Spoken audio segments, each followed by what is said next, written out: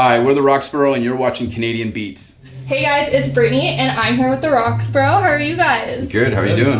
Good. Are you guys excited for your show tonight? Yeah, super excited. We just heard you guys do sound check and it sounded great through the floor, but it was really good. So I just have a couple questions for you guys to start off with. So how did you get started as a band?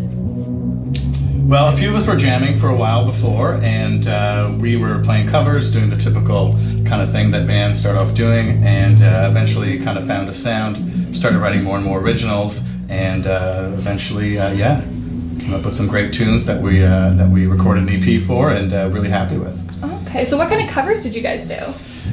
A bunch of everything. We did like Queen. No, we did Strokes. Fire. Yeah. We throw in like an Adele.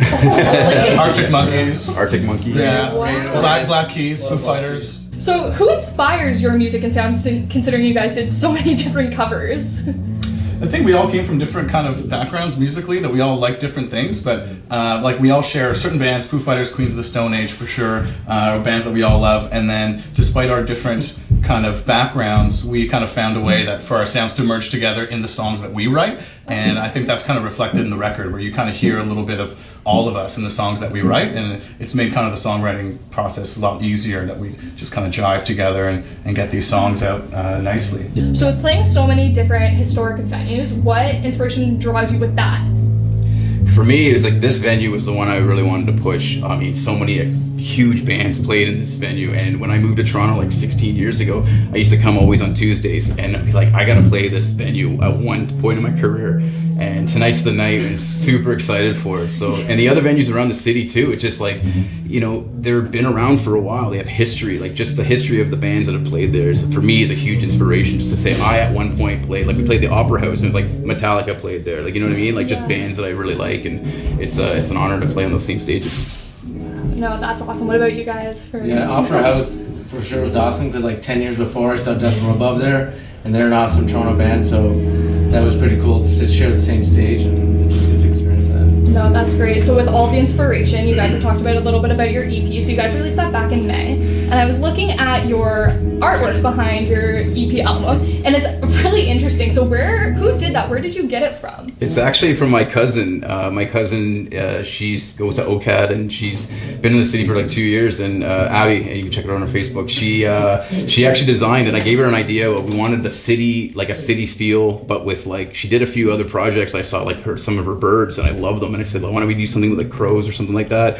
And she threw a few different ideas at us, and we picked the right ones and different color schemes, and then she did our banner that we have up too. So check her out, she's really awesome. So why the crows? Was there any like symbolism behind it or anything? We just gave her a lot of freedom. Gave her a lot of creative freedom. It was a surprise, yeah. So with your EP coming out, should we expect an album soon? That's the plan. We have a few new songs that we want to record this fall and winter, and based on that, we'd like to put it together and put a whole album together. Like, we're just constantly writing new stuff and bits and pieces here and there. So that's a plan in the next kind of 2 months, is to really be focusing more on new music. So hopefully soon. No, we're excited. I'm really excited for it. I can't wait for it to come out. So what's the best advice that you guys have gotten as a band? Not to take yourself seriously, and just play because you love to play. And if anything else happens because of it, I think, that's a bonus. But, I know people who just, take it so seriously and everything, which is good. Like, you gotta want to be professional, but at the same time, you gotta realize just how many bands do it. So, the odds, it's like making it to the NHL or something. Like, you just play because you like it. And I love playing. We all love playing. You're there to entertain, that's really it. Yeah. So would you give that same advice to bands who are just starting out, or would you give different advice? Yeah, play live. I mean, like, why we do it, because like for reasons like tonight that we're here, we're playing live for people that are going to enjoy our music. It's the reason why we write music. We don't write it to keep it locked up in the basement or something. We write it, we perform it. We're constantly playing live. We're definitely not like a studio band. We're rehearsing twice a week and constantly playing together. And so, hopefully that comes through. And when you get to, all that hard work that we all put in, when you get to finally, on that once a month, or as often as you're gigging, maybe once every 3 weeks is what we're able to do. You're able to bring that out and see people enjoy it, and see people dance and move, and come up to you after the show. I mean, that's why we do it. It's that fun, right? Okay, guys, that's all the questions I have for you. So I'll let you get out of this super hot room. Thanks so much for joining me, and have a great show tonight. I'm excited to watch you play. Awesome, thanks for having us.